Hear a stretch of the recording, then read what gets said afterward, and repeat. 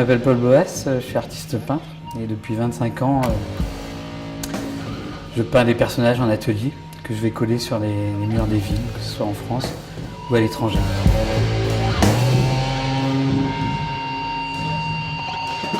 Ces images-là sont plutôt éphémères puisqu'elles sont peintes sur du papier et que ça se détruit en moyenne entre quelques jours et quelques mois.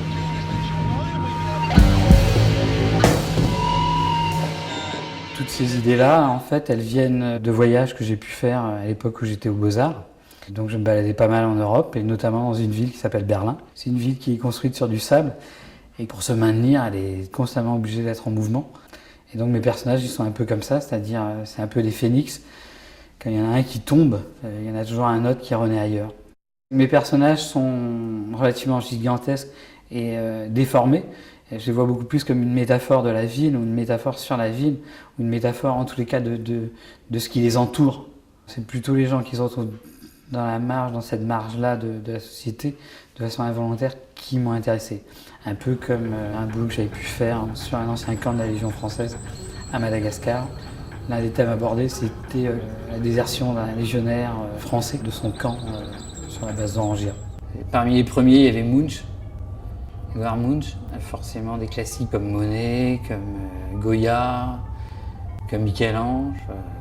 Et dans les contemporains, moi je pense à Bas Liszt, Tsai Tong-li aussi également, que j'aime beaucoup.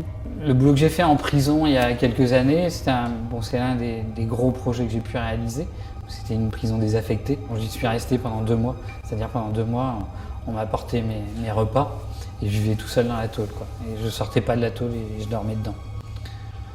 Bon, ça c'est un peu l'anecdote un peu rigolote, pas si rigolote parce que ça m'a valu quelques cauchemars par la suite, mais Brest, c'est une ville qui a été détruite pendant la guerre à 80%.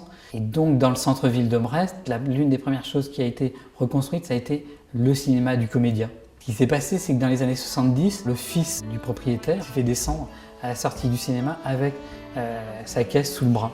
Par la suite, la mère de ce gars n'a programmé que des films dits plutôt violents. Je pense à Midnight Express ou à Orange Mécanique. C'est une image à ce moment-là que j'ai exploitée et que j'ai collée pour un peu attirer l'attention sur ce cinéma qui était en vente. Par la suite, j'ai travaillé sur une cale de réparation de navire. Et donc tous les personnages ont été détruits en 20 minutes par la montée des eaux dans la cale. Mais tout ce qui m'intéresse, en fait, c'est de travailler sur la fragilité de l'homme face à son environnement, qu'il soit social, politique, historique, etc.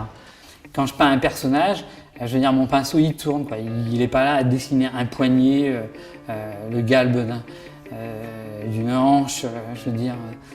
On n'est plus du tout là, c'est-à-dire quand on peint un œil, on est là à penser au ventre.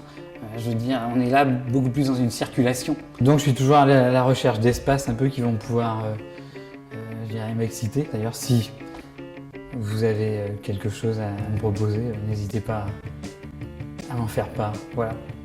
Bonne journée à vous. Au revoir.